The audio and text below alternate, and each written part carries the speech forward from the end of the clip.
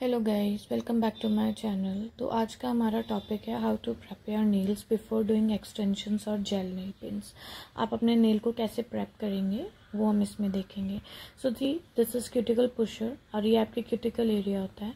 इस cuticle area को इस तरह से आपको बैकवर्ड पुश करना होता है ताकि एक स्पेस क्रिएट हो सके और जो भी डेड स्किन है, डेड क्यूटिकल्स हैं, वो रिमूव हो सके। और ये दूसरी साइड जो क्यूटिकल पुशर की होती है हम यूज़ करते हैं उससे क्यूटिकल्स क्लीन करने के लिए।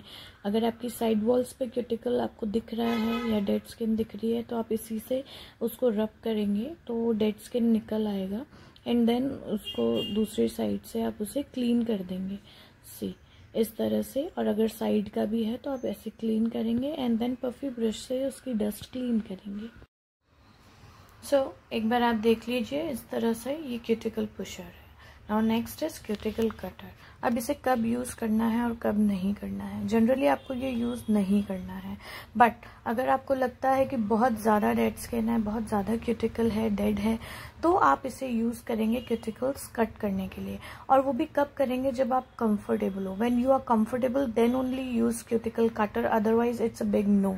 आप क्यूटिकल कटर यूज़ नहीं करेंगे, ठीक है। अगर आपने ये यूज़ किया और अगर आपने ज़्यादा कट कर दिया स्किन को, क्यूटिकल्स को, तो ब्लड आना स्टार्ट हो जाएगा एंड उस ब्लड के आने से क्या होगा, वो एक तो रुकेगा नहीं।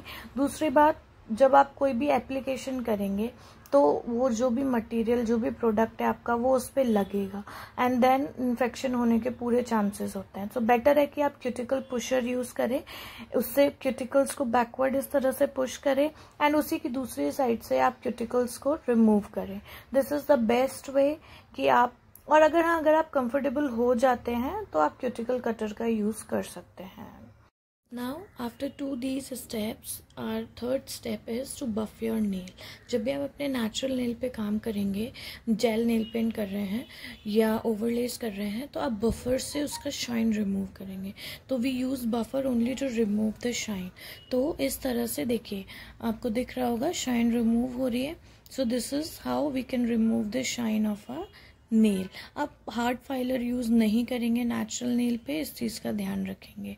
तो जस्ट एक शाइन रिमूव करना है और ज़्यादा इसको बफ भी नहीं करना है एंड देन डस्ट को क्लीन कर देना है पफी ब्रश से। दिख रही है आपको, this is how we can dry a nail. Now the fourth step is to shape your nail. अब आपका जो भी रिक्वायरमेंट है उस रिक्वायरमेंट के अकॉर्डिंग आप नेल शेप करेंगे, okay, with hard filer, not with buffer. With hard filer आप अपना नेल शेप देंगे।